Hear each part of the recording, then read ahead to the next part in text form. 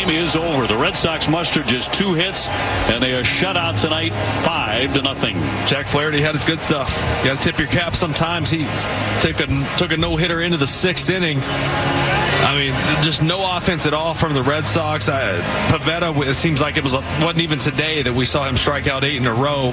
He looked really good, but just no run support there. And then Chris Martin, who's been really good, gave up the homers in his outing. So, hey, sometimes you do have to just turn the page and go get them tomorrow. It felt like the Red Sox were lucky to get the 2 hits.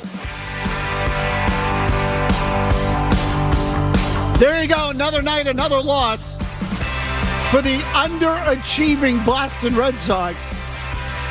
28-29, 57 games in the books, back under 500. That's right, the underachieving Boston Red Sox. We'll get to that momentarily. Is this where I do a Tyler Milliken spare me? Yes, drop it, please. But it is a Roundtable Friday, as you can already hear. Here on the Baseball Hour, we'll open up the phone lines right away, 617-779-0985. We'll take all of your thoughts on the underachieving Boston Red Sox, your reasons as to why they are underachieving. I'll get to the particulars on that in a minute if you haven't heard yet. Sam Kennedy in his weekly appearance with Greg Hill on the Greg Hill Show, our competitor, also the Red Sox rights holder, said that... For now. In fact, let me read you the exact comment, and then we'll do... well, I'll tell you what. Let's let McCarthy go first, then we'll let Milliken go, and then I'll read Sam Kennedy's comments. So, Matt, you start. Well, actually, I do want to start with Sam Kennedy's comments and Alex Cora's response today, so I don't know if that's helpful to read the comments, Maz, not to put that right back on you, but facilitate back towards you. Yes, let me read Sam Kennedy's comments, and let's do that. We'll start there, because, again, to me, this is the latest development with the Red Sox, and I just... again, as a rule, I say to you that all of the conversation really with the Red Sox right now is big picture. Where is this thing going? Do you watch? Do you not watch? If so, why or why not? What draws you to them? If you do watch, all those things are on the table. But I also have said that if there is a breaking news story of some sort that is worthy of discussion, then by all means, we will hit on it. So, for example, Sam Kennedy yesterday, and I'm reading directly now from his interview, again, with our competitors. We need to continue to pitch the way we have and start getting guys on base and scoring more runs, Kennedy said. But I don't think we've overperformed. I think, if anything, we've underperformed just given the talent and competitiveness in that clubhouse. Now, I've read different reports on this, and let me just add this part. People have been quick to report and point out that immediately after that, Kennedy then said, can't say enough about the staff, Alex Cora and Andrew Bailey, Jason Varitek and Andy Fox. Everybody has kept everybody up. So he does go on to praise the staff. Nonetheless, when he starts saying that the Red Sox have underperformed, well, that suggests a leadership problem, a managerial problem, to which Alex Cora actually replied today and said, there's no issue, Sam and I are fine. And I'm now paraphrasing. Cora did go on to say, however, that he's not having any discussions with the Red Sox during the season, which, according to Chris Cotillo of Mass Live, is the first time he has actually said that all year long, or that there will be no discussions until after the season. I'll read you some specific things from Cora as we go on, but that's where we're going to start. Sam Kennedy's comments and the cleanup that had to take place because of the insinuation that Alex Cora might be on the hot seat. Yeah, so, I mean, I think you made the point earlier, Maz, in Felger and Maz, that these comments are agenda-driven in some way, shape, or form, and I couldn't agree more. I mean, I don't think any reasonable person out there can look at this Red Sox team and say they've underachieved. I mean, that's laughable to me. I don't begin to pretend to know what the agenda is. I think he probably realized and caught himself and said, this is going to look bad. It's going to look like I'm trashing on the manager saying we've underperformed, which is why he immediately then turned around and praised Cora. And I do think Cora and the coaching staff deserves credit for getting more out of this team than they probably should have. But what it all comes back to is that, to me, it's probably in Sam Kennedy's best interest for somebody else to be at fault for this. Because if you think about it, the Red Sox are trending towards another, probably below 500 season. Last place finishes, last 3 out of 4. They've already moved on from Chaim Bloom, a guy that Kennedy brought in under his, presidency, CEO-ship, however you want to describe it. Cora is probably next to go, as we understand again today. He probably wants out of here. So eventually, don't we look at Sam Kennedy? Don't we look at Sam Kennedy's role in all of this? As the great Jimmy Stewart would say, Sam Kennedy runs the Red Sox. Well, when the franchise is being run into the ground, eventually there's nobody left holding the bag. So it is in Sam Kennedy's best interests for this to be somebody else's fault. We can have an argument about how much blame he actually bears in all of this, but in the end, it's better off for Sam Kennedy for it to be Heimblum's fault. It's better off for Sam Kennedy for it to be Alex Cora's fault, or Dave Bush's fault from last year, or Pete Fotze's fault from this year. It benefits Sam Kennedy. Eventually, we need to look at him. Milliken, go. So you guys are zigging with the Cora stuff that's been going around. I'll zag. I'll hit on Marcelo Meyer. A lot of people, I've seen a lot of questions mentioning Heimblum. In the face of Red Sox criticism, Tyler Milliken goes to Marcelo Meyer. Listen, that's all we have, but it's not the most positive take in the entire world. I'll be the first person to put my hand up, and it's something coming off the Orioles series, and I'll wrap around here with Gunnar Henderson. That really kind of stuck out to me. But, to make it quick, we go back a year ago. Marcelo Meyer gets promoted to Double-A. He suffers a left shoulder impingement on May 7th, sidetracks his entire season. We spent a lot of last summer, McCarthy any chance he had, talking about Marcelo Meyer, is he a bust? Jordan Lawler, look at him. He debuted with the Diamondbacks. He's been hurt to start the year. You check in right now with what Marcelo Meyer has been doing. Out of anyone in the system outside of Matthew Lugo, who is not an upper echelon prospect, Meyer has been swinging the bat really well. It's 297, 338, 500, 838 OPS with 6 homers and 19 doubles in 45 games. That's for the season? For the season. And we're talking Eastern League down here. He's second in hits, first in doubles. He's gone deep 4 times in May, so you're seeing the power kind of step up. Now, what has been really one of the biggest concerns with Meyer so far? Swing and miss overall, but especially in the zone. Well, we've seen him cut his K rate from 25% last year. It's now down to 21%. He's also stealing bags, 9 so far in 45 games. He's kind of looking like the prospect that we've all been waiting for, but maybe not to the degree of a Gunnar Henderson, a Bobby Witt Jr. who's taken over KC. These guys who are going to be MVP candidates, right? Can I ask real quick, of the 9, you said he has 9 steals. Do you know how many times he's been caught? Twice. Okay, good. So Okay. 9 for 11. Good He's not out percentage. there running like Ceddanne Rafaela does, getting thrown out, well, at least in the minor leagues like he did. The things that kind of worry me about Marcelo, though, right now, as much as those positives are standing there, the walk rate. Last year was at 8% or just below. It's at 6% right now. As we've talked about with Ceddanne Rafaela and a lot of these guys, unless you have enormous power, if your walk rate's low, it limits your ceiling. You're never going to be that big OBP guy, so you better hit for a high average. Meyer still does swing and miss. And at 21% at Double-A, who knows what it will be in the big leagues? Is it 27, 28%? And for a Red Sox team that is third in K percentage right now, the last thing they really need is guys who strike out a lot. How do they calculate walk percentage, Tyler? Just how often you walk based on plate appearance. Plate appearances. Yes, that's okay, it. I was always taught that the number should be 10%. But anyway, go ahead. Exactly. But that's the kind of stuff. You look at Gunnar Henderson, he's at 12% right now. That's a guy who's an MVP candidate. And just OPS, he's 10th overall. So I guess I take a step back here and I say, against lefties, Meyer, he's hitting 167 this year. For those people screaming for a promotion, I need to see better than that. And Casas was someone we saw struggle against lefties, but he needs to step it up. The 9 errors in 38 games, that makes some people freak out. Personally, for me, errors in the minor league, they're complicated, scoring's weird. If the scouts aren't crying, I'm not crying. But when we talk about Marcelo Meyer, 4th overall pick out of Eastlake High in 2021, and him being this franchise-changing shortstop, you compare him to what Gunnar Henderson was doing at Double-A at the same age, or even a Jackson Holiday who's at Triple-A right now, the numbers are significantly lower. So what is the ceiling for Marcelo Meyer? Because I look at a Bobby Witt Jr. who's going to hit 35 homers to 40 homers in his peak. A Gunnar Henderson who has 17 homers right now. And all people can talk about is him having the most homers for a shortstop since A-Rod in 98 through this far into the season. How high is Marcelo Meyer's ceiling really? Is he just an above-average player? Is the superstar potential, someone we once heard compared to Corey Seager, really there? I have real questions. Okay, just let me ask you quickly. Henderson, Bobby Witt, did those guys get drafted out of high school?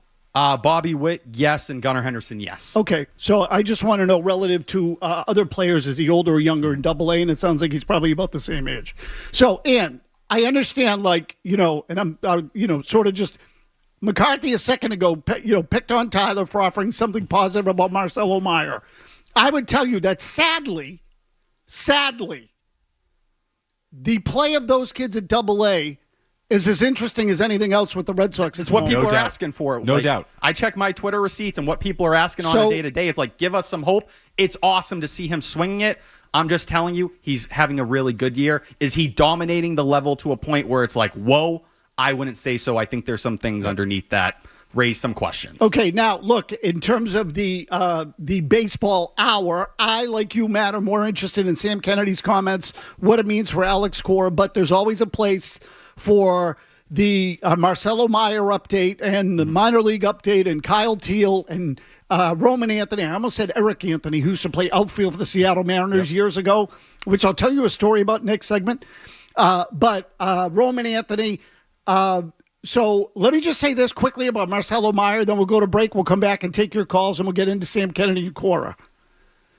The Marcelo Meyer thing, if he is not going to be as good as some of those guys you discussed, and more importantly, if he gets moved away from shortstop, let me just tell you right now that if you are a Red Sox fan, and you were one of those people calling me that they shouldn't re-sign Bogarts because they had Marcelo Meyer coming ready to play short, get ready for me to shove that right down your freaking throat. I look forward to it. Okay? Asinine, again, predicting 3-4 years out that they didn't need Bogarts because they had Marcelo Meyer. If he gets moved from that position, I am going to shove that so far down your throat, it's going to come out every other orifice in your body. Sounds painful.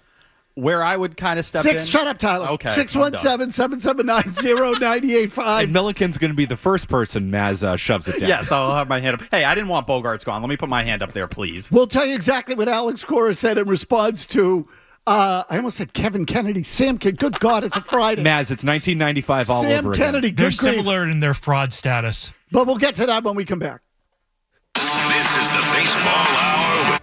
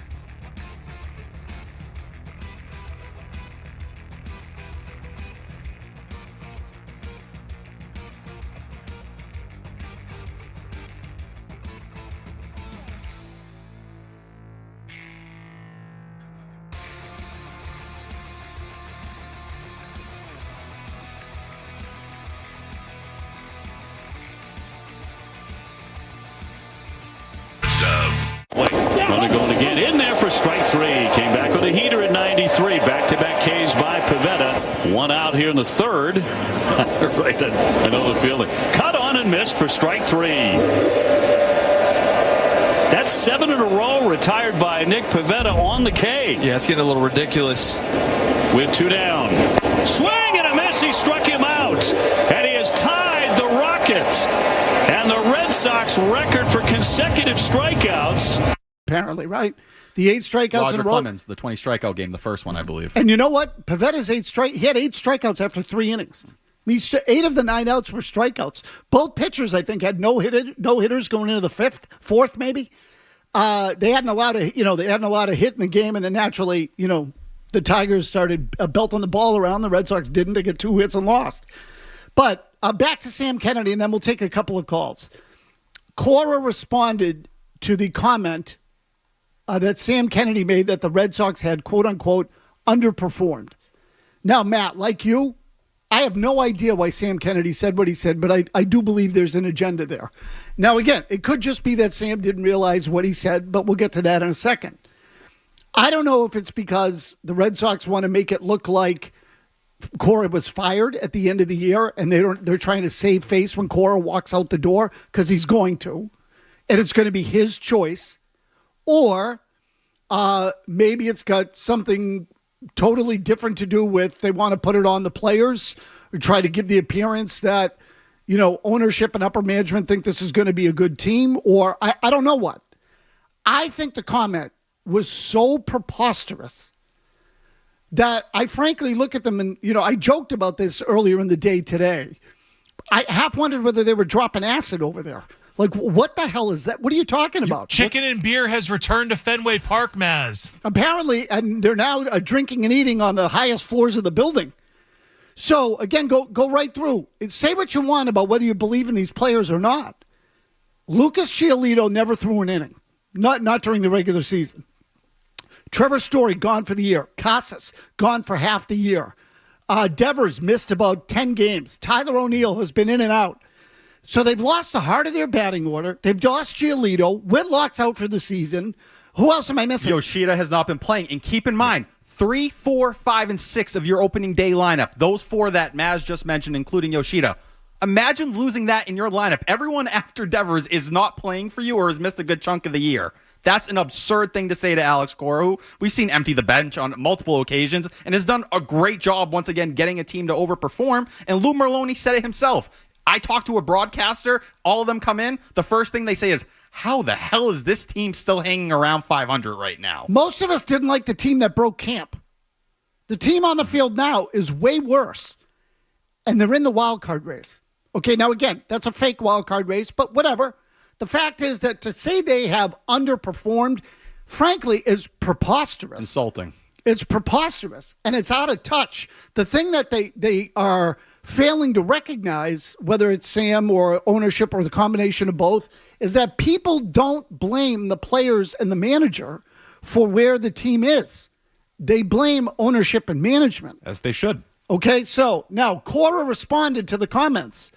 Cora clearly likes Sam, which, again, does not surprise me because most people like Sam. Sam's a good guy. The comments are outrageous. I almost texted someone over there today and said, what the hell is this?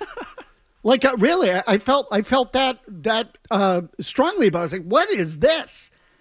Cora says, I actually talked to Sam today, and this is in Chris Cotillo's account on Mass Live.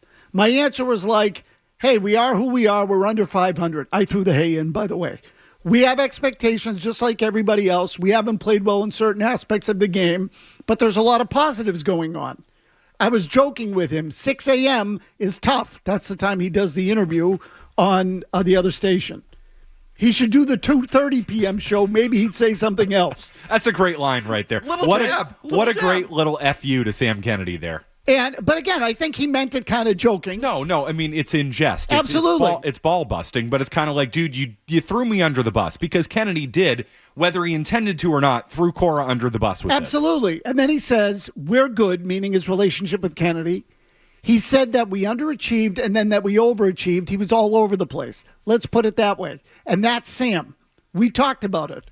First of all, there's nothing going on between us. He's my guy. He's been great for the organization. And second, we're an under 500 team. So that is Cora now taking some accountability for the record. But the fact of the matter is, most of us don't blame Cora, and it's hard to blame the manager. Some fans do, and I don't blame you if you do. Fine, you have your right to your opinion. I think it's about talent. I think in some ways major league managers are like NBA coaches. It's really more about managing the egos and then letting the talent play to its peak. That's what the job is. They don't have a lot of talent that can play to its peak. Now, that said, let's see. I'm trying to find the other part, and this is in the Cotillo story. This is an important detail. Chris Cotillo writes, to confidants, Cora has privately expressed excitement about what's out there for him on the open market because, again, he'll be a free agent at the end of the year.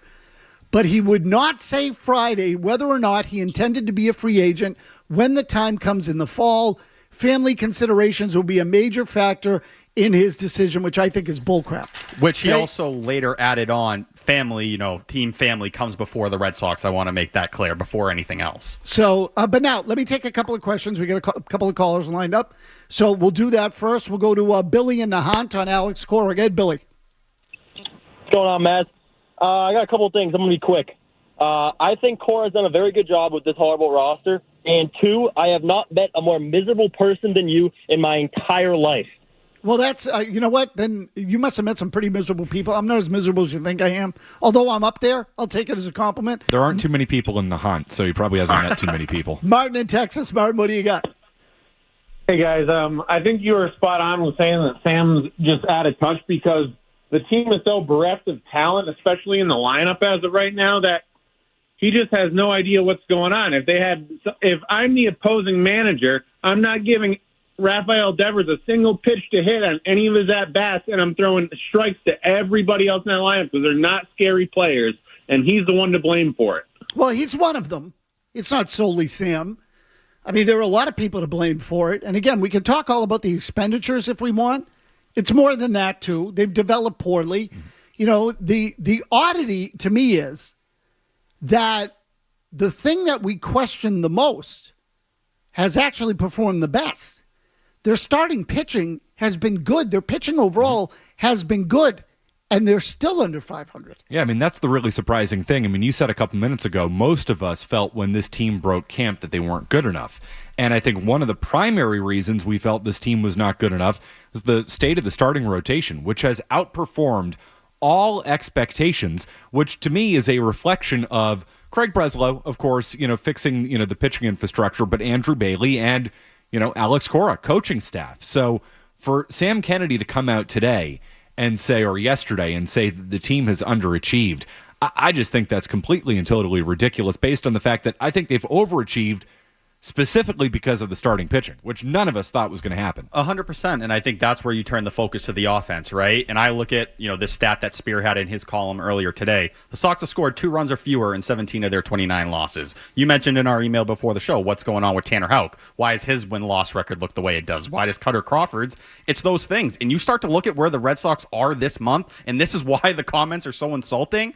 First off, they're striking out at a ridiculous rate. 3rd highest K percentage in all of baseball right now. But in the month of May, weighted runs created plus, which if you're not familiar, it's a league-adjusted stat, so you can compare every team. It factors ballparks, all that. Fenway, a great hitting environment, right? Colorado, a great hitting environment. It, adds factors to make sure everyone's on the same playing field. They're 20th in batting average, 26th in OBP, 19th in slugging, 19th in OPS. You're not a good offense. You're a below-league average offense. And when the pitching can no longer reach historic levels like it did the first month of the season, I'm sorry. Andrew Bailey is amazing. Did you think Cutter Crawford was going to be a number 1 pitcher? No. Did you think Cooper Criswell was going to hold a 2.6 ERA for the entire season? Tanner Houck, the evolution of him, I think he is a top-of-the-rotation starter. But, Bailey can take a massive step forward. He can't turn water into wine. And that's where you're seeing it. The pitching, it's not able to be historic. The concerns we had with the offense and the injuries, they have all come right in front of our eyes, and the defense is up and down. But that's where I look at it. The offense and getting to June 21st, Alex Cora, I had never seen him do this before. He mentioned Tristan Casas by name the other day after the game and goes, we just got to get to June 21st. That's what we got to do. That's what you're saying. That's how desperate you are for offensive production. I think that's why when I look at those Sam Kennedy comments, I'd be sitting there, Connor Wong and Rob Refsnyder are my 3 and 5. what the hell? Like, listen, and they've had great years. Don't get me wrong. But if I told you any other team in the league had that, you'd say they're winning 60 games and get the hell out of here. You're still hovering around 500 right now. That's incredible. I really don't understand what the logic was for those comments. I don't. I'm completely mystified. And it's possible that Sam just misspoke. Like, I don't rule out anything. Go ahead. That misspoke part right there in Alex Cora, and I think that might be the most damning thing. Sam Kennedy's all over the place. That's what we've been saying for the last 5 months. That's a media saying we've been going with, saying his comments just don't line up from week to week, interview to interview. Whether you want to go end of season presser, you want to go to, what they're spending on the team and all those funds. It's like, all right, well, Cora's somewhat in on the joke now. He's repeating some of the stuff we're talking about. That's a pretty wild thing to say, but I don't blame him. I'll tell you though, it also tells me Cora doesn't hold Sam accountable. He's not the one that Cora blames. Even though Sam, quote unquote, runs the Red Sox the way that Larry Lucchino did, I think Cora thinks that it's either ownership or Breslow, because Chaim Bloom was a problem when he was here in Cora's eyes. And obviously they fired Chaim Bloom, so Chaim Bloom wasn't doing the job that they thought he should have done. So, not that Cora had a say in that, but to me, I just think that Cora's frustration goes higher. I think that Cora looks at ownership and says they're not treating it the same way anymore. And I said this last night, and not to totally get down this road again. In 2018, they had the number one payroll in the majors. That was 6 years ago. That wasn't that long ago. Feels like an eternity ago. So what happened in between that changed the philosophy? And Jimmy Stewart said yesterday that he thinks the Chris Sale contract sort of was the straw that broke the camel's back. Maybe, I guess, I don't know. Could be. But even so, what was it at that point in time that led them to say, we're just not going to compete for a little while or not compete the way that we have in the past? We're not going to try as much. And the thing I would also add to them, and this relates directly to Sam Kennedy's comments. Nobody's out to get you. People are pissed that the product sucks. Plain and simple. Oh, I am. Okay, the product sucks. If the product was good, people would be happier. We'd be bitching about other things, but we'd be happier. We're always going to bitch. That's the reality of it. But the real problem is that it feels like nobody cares over there and that they don't even want to put a competitive team on the field. Their television ratings blow. They're awful. So if the team were, quote unquote, underperforming, the television ratings would have been better because there would have been a higher expectation. There isn't. There's no expectation. Somehow the Red Sox have cultivated an environment where the expectations are low, and they are responsible for the expectations. The fact that expectations are so low is an indication of the kind of team they're putting on the field. If fans can't see it, that's a problem. Whether you think the team is good or not. If you think you can build the Tampa Bay Rays, fine, but the fans can't see it. And no matter how many numbers you shove down their throat, the only thing that they're going to see is names and players and entertainment value and production. That's what they're going to see. So to me, that part's on the right. If you want to buy into the analytics, buy into it. Fans are never going to see that. Not really. Not the casual ones. Milliken will see him. He's got nothing better to do. I'm sick. Except take his shirt off when someone gets a triple. No comment. McCarthy. 200,000 page views on that. Is that true? Oh, yeah. The impressions on Twitter were insane. I think it was over 200,000. Milliken, wanted to see... I almost said a bad word. You should get an OnlyFans page, Milliken. Listen, people are I was just going to say that. Milliken, you should go into porn. Hit me up, please. $20 a month, on the Milliken, table. per subscriber. McCarthy's got your headlines. We'll be back with your calls in a minute. Sports Hub headlines.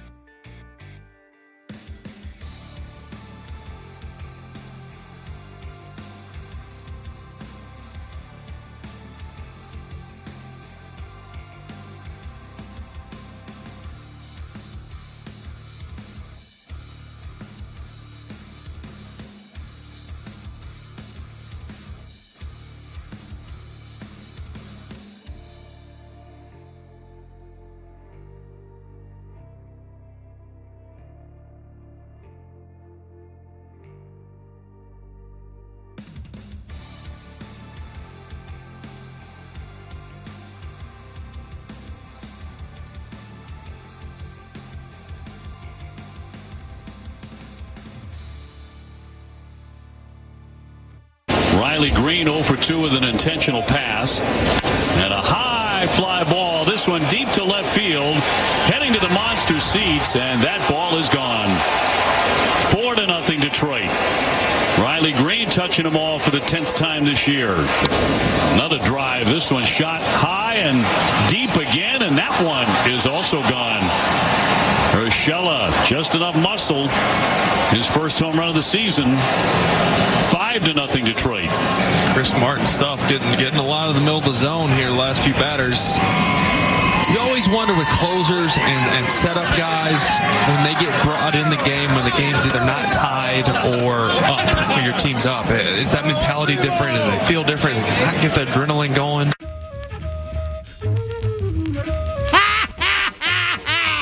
How do you not laugh at that? How do you not laugh at that? Chris Martin, 2 home runs last night. Oh, you wonder about and I'm not picking on Will Middlebrooks, whom I like. But you worry about the closer setup guys that bring him into a game that's not that close. Well, if you bring them into a close game, though, they might bunt. I mean, they might try to win the game. Like the Milwaukee Brewers did, and that's apparently Mickey Mouse Bush League kind of crap that Chris Martin frowns upon. Do we have to remind you of that? So think of that.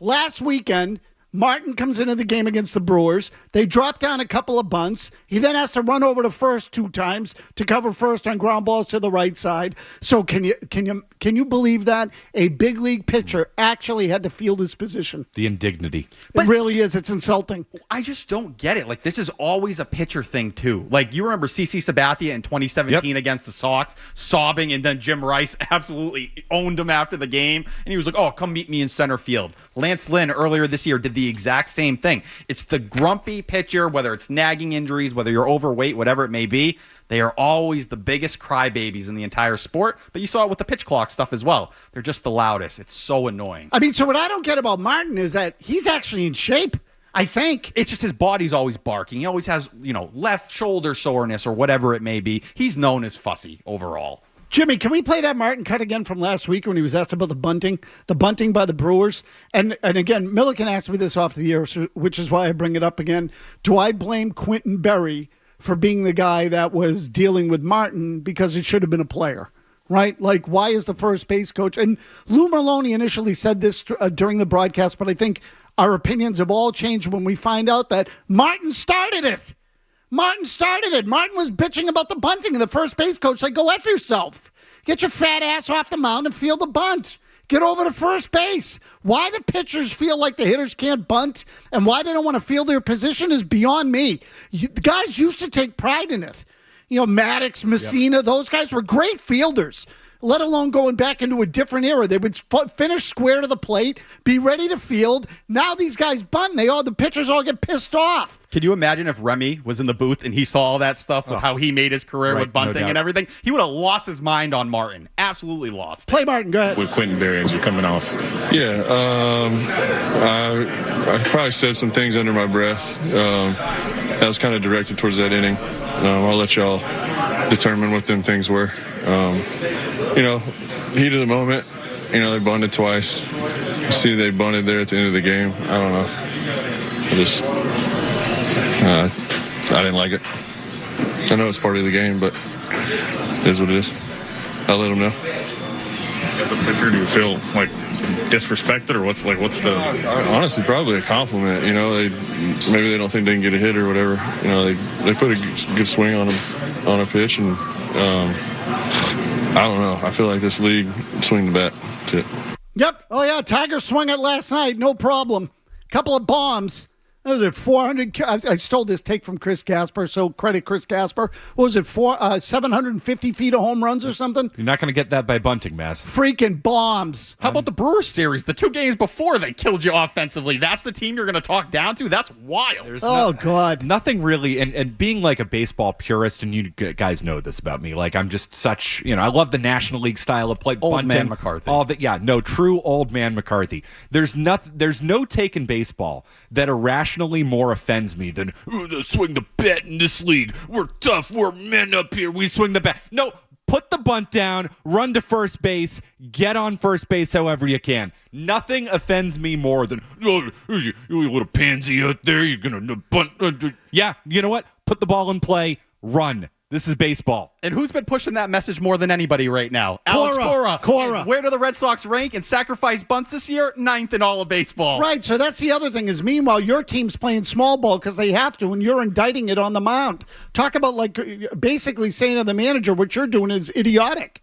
Remind me to tell you a quick story about a guy who bunted and someone who got mad at him. You might be surprised. Mike in a truck. Mike, quickly, what do you got?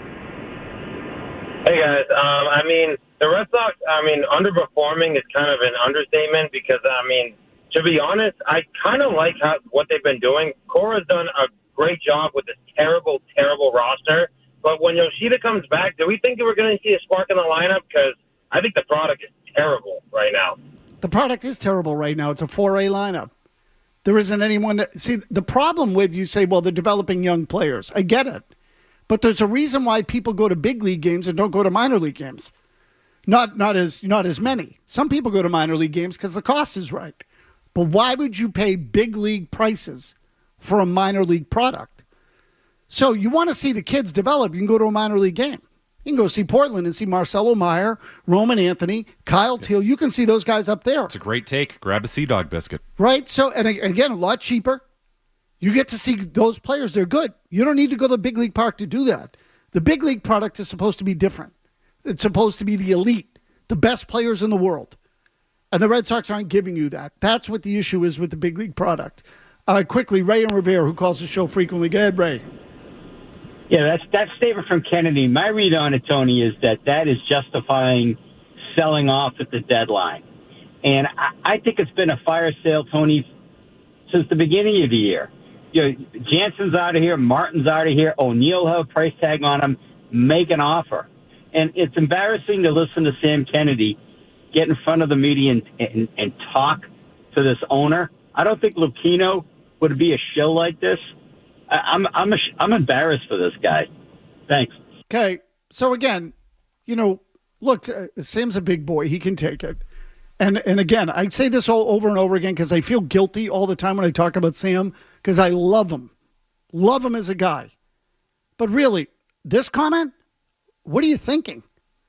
What are you thinking? We're probably underachieving? How? You're missing the heart of your batting order. You lost a guy that was your biggest pitching signing during the winter. You lost Garrett Whitlock. How is this team underachieving? What were you guys expecting? Which introduces a whole different question. Like, if they thought this team was going to be better, based on what? Oh, Maz, hold on. Based on what? I remember Tom Warner Winter Weekend telling me, hey, I talked to someone in the front office with better defense. We're 10 wins better. We won 78 last year. We should get 88 this year. Why shouldn't we? At least that's the logic he was preaching. Milliken, it's a great point. They might actually believe that. Which is terrifying. I don't know who could possibly look at this team and say they're an 88-win team. You know what? They're going to be probably a 78-win team again. It might look a little prettier because they're actually fielding the ball this year. But in the end, they're going to be probably a 78 to 81 win team. They're going to be around there. I mean, again, on their way to 81 and 81, just like the last 2 years. 78 and 84 is when it ended up because you get into the final week and all of a sudden the games don't matter and you lose a few more, win a few more than you think. Give or take, it's 81 and 81. For 5 years now, going all the way back, it's really 6, going back to 2019, they're basically a 500 organization. 500 for 6 years. 6. That's how many years they flushed down the toilet, essentially. 6. And now, nobody's watching. And what? We're supposed to ask why? They didn't kill this thing overnight.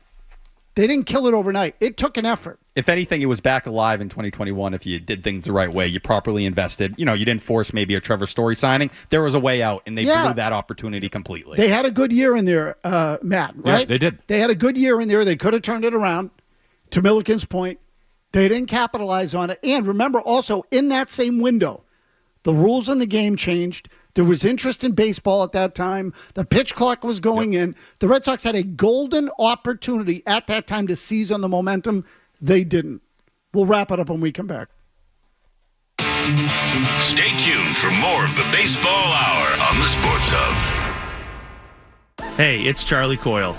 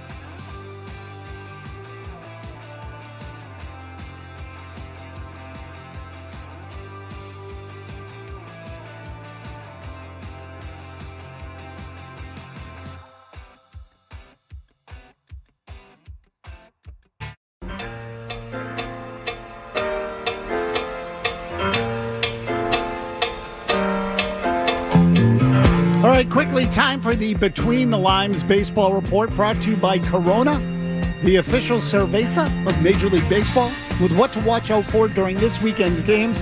Enjoy the finer life of sports with Corona. Must be 21 plus. Relax responsibly. Corona Extra Beer, imported by Crown Imports, Chicago, Illinois. So I'll just say this quickly because Kenta Maeda is pitching against the Red Sox tonight. Tanner Houck is on the mound. I would tell you in this game in particular, and if you're into sort of the online wagering or what have you, my particular feeling, Maeda's been vulnerable to right-handed batters. He's better against lefties. So he's sort of a reverse split guy. Rob Refsnyder's been hitting right-handers. Who else? I just said Connor Wong. Connor Wong's another one who has 4 home runs against right-handed pitching this year. So, I think, Houck's on the mound. I like the Red Sox tonight. To me, it feels like a game where they should be able to score. Those two guys that I mentioned, Refsnyder and Wong, not in that order. Wong's batting third, Refsnyder's batting fifth. So in the middle of your lineup, I just think there's going to be a chance there for the Red Sox to score. Red Sox -1.5 tonight. I like that. So before we go, do any of you, because I'm going to play a little sort of trivia with you two. Because the whole bunting that pisses pitchers off brings up a specific incident in my mind that happened, I want to say in the 98-99 area. The Red Sox were playing at Minnesota. Okay, I don't know if Jimmy Stewart will remember this. This is right in my wheelhouse. I might remember it too. Game was 99. Game was tied. Bases loaded in Minnesota. Hall of Famer on the mound. Hall of Famer in the batter's box. You know this, Milliken? I think I have the pitcher because I looked it up. I cheated. Oh, you cheating bastard! Actually, that doesn't count. All right, hand up. I'll apologize. McCarthy, go ahead and guess. Wait. Okay, so hold on. Hall of Fame pitcher on the mound. Hall of Fame batter in the batter's box. The guy bunted for a hit to win the game with the bases loaded. The pitcher was asked about it after the game, and we said, well, it's just a great play by a great player. And the pitcher said, I guess, swing the effing bat. Who was it? Name the players involved. You said it's Red Sox and Twins? I did. Pedro and Paul Molitor. You're half right. Milliken, do you know? I don't know. The half-wise, it has to be Pedro, right? He was the only Hall of Famer there. Incorrect. Brett Saberhagen? No, it was Paul Molitor. Oh, the Paul Molitor was the hitter. Yes, Paul Molitor was the hitter. Nope, incorrect. Wasn't Saberhagen either. He's not in the Hall of Fame. No. Jimmy Stewart, do you know? Hall of Fame pitcher, Hall of Fame batter. Can I get a year? It was 98, I think, 99, somewhere in there. No, I take it back. Hall of Fame pitcher. Might have been 98. Yeah, 98. Had to be 98 because Mo Vaughn was on the team and he was gone the next year. Yep. So, yes, it was 98. Dennis Eckersley. Yep. Bingo. Dennis Eckersley, 98. And Dennis Eckersley, after the game, was pissed that Paul Molitor bunted. Eck, of all people, whom we all love, and called it like he saw it, but he was sort of a hardo on the mound, which is, again, part of the reason we loved him. But Eck said about Molitor, swing the effing bat. Maz, is this the tease that Trivia Tuesday is coming back to the baseball hour? Bring it back, please, Maz. I love Trivia Tuesday. It's quite possible, Jimmy Stewart. That, You're going to need it. Thank you, Milliken. That's part of the reason we're doing it. Milliken, what happened to you? Wait, listen, where the Red Sox poisoned. are at this year? I'm being honest. I'm sorry. When you've lost Carabas and Milliken, Sam Kennedy, you're in trouble. Yeah. So let me just say quickly that we had a sponsor express interest in doing it again. And because the Red Sox suck, one of our sales guys said yes. And Milliken, do you know, or either of you might know this, the most famous comical answer in the history of Trivia Tuesday to date? Okay. I asked, Fenway Park opened in 1912. I remember this one. When the Red Sox played an exhibition game against this local college team nicknamed the Crimson. Who would that be, Milliken? I don't even know. I have no my clue. God. Crimson. Jesus. Crimson? Suspension. The Crimson. No clue. Local college team. Name the Crimson. Don't Google it. I can tell you, you're not getting in They there, play Milliken. in a stadium. Definitely not. They play in a stadium, Milliken, that looks like the Roman Coliseum. I have nothing for you. Harvard. Oh, you think I was getting into Harvard of all places? Suspension. I never even toured the school. Okay, you should know that they're nicknamed the Crimson, come Milliken. on. No, thank okay, you. but that's not the joke. The joke is, what do you think the caller answered? Had to be better than what I just did. Alabama. The caller said Alabama. Local college team named the Crimson. The caller said Alabama. Anyway, that's all we got. Joe Murray here. Joe Murray's coming in now. He's got you for the rest of the night. Everybody have a good weekend. Fellas, thank you for joining. See you, Maz. Okay, well.